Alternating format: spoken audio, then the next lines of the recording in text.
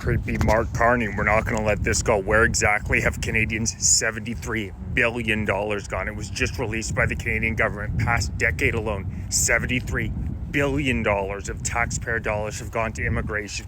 This is at the same time that a record 2 million Canadians are using food banks. Middle and lower classes struggling like we haven't in half a century. GDP per capita falling precipitously.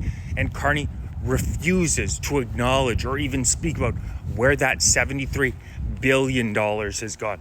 What makes this even more frustrating than other countries, like what's going on in the UK, what's going on across Europe, is the fact that where Canada is located, it's not easy for somebody to come in on a boat, or we're not as easily accessible as they are in the UK, as they are in Italy.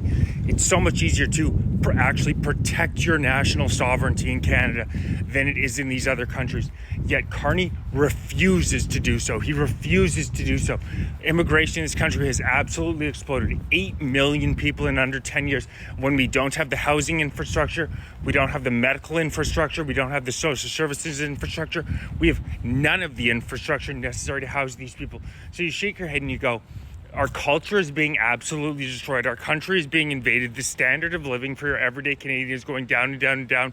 How can they possibly justify this unvetted mass immigration? Another nearly 800,000 people allowed in Q1 2025, despite the fact that 75% of Canadians say no enough to immigration.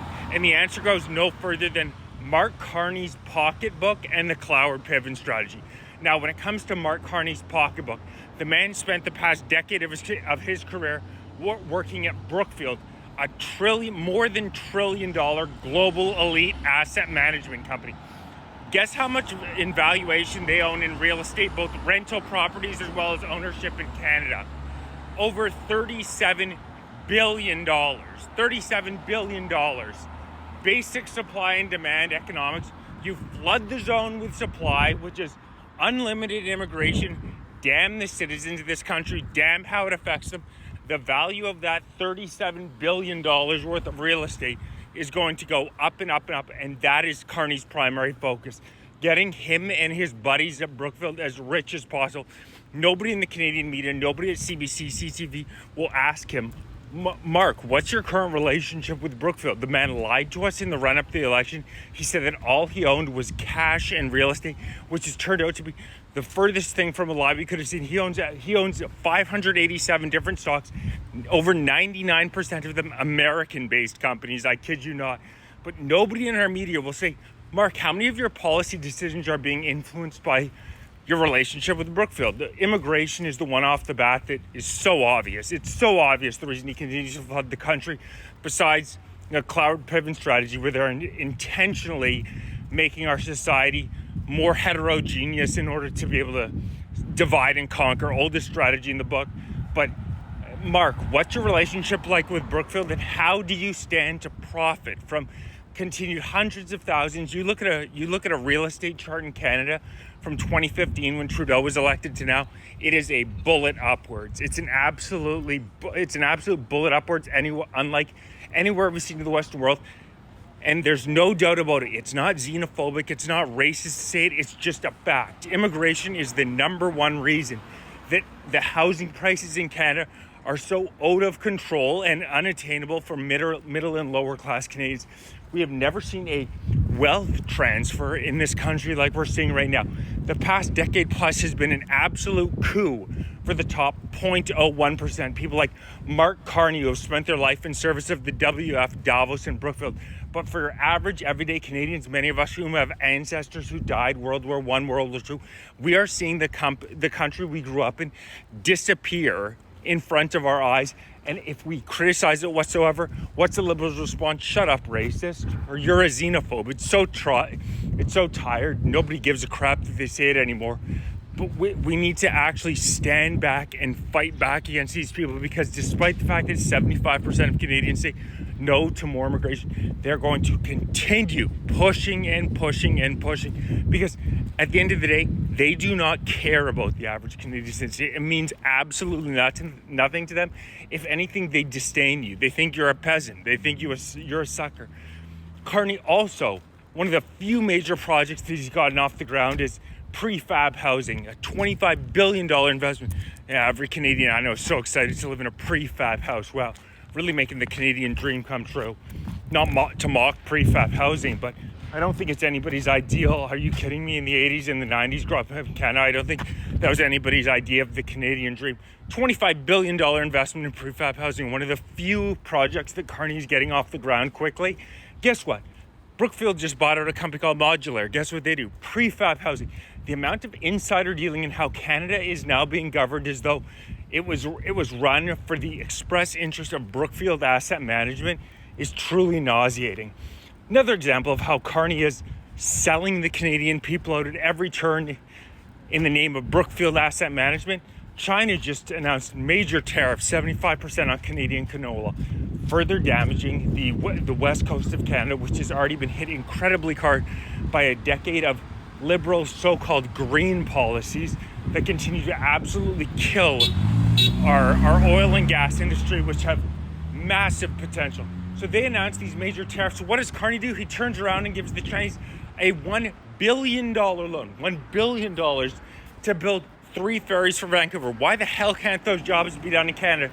Particularly when China is expressly working in the interest against Canadians, putting tariffs on an area of our country that's already been incredibly damaged by liberal policies. Well, you look through the history, China gave Brookfield a $250 million investment, but 2 years ago. It's truly sickening how with Mark Carney as our Prime Minister, you could rename Canada Brookfield Asset Management, a subsidiary of China. But we're not going to let this main point off the top go. $73 billion with a B dollars have been spent on immigration. That's more than we've sent to Ukraine, which is $27 billion. And by the way, Carney did not even get invited to the summit. What an absolute joke after spending $27 billion of Canadian taxpayer money on. But $73 billion on immigrants. Canadians deserve the respect of being explained to them how their tax dollars are being spent. And when 2 million Canadians are using food banks, and we see the devolution of this country on a day-to-day basis, anybody who's lived here for the entirety of their life knows exactly what I'm saying. We have so many issues at home, it's not even funny. This country's getting worse and worse and worse. The standard of living, the amount of open drug use, open crack smoking that we see.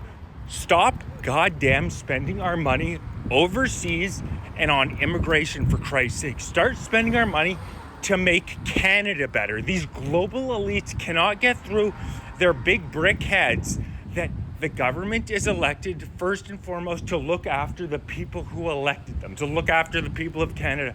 It's so hard. It's so hard for Mark Carney to get through his head. Oh, I'm supposed to actually, my primary concern as Prime Minister of Canada is to be concerned about those peasants in Canada. They have this global elite utopian vision that study after study after study has shown does not work.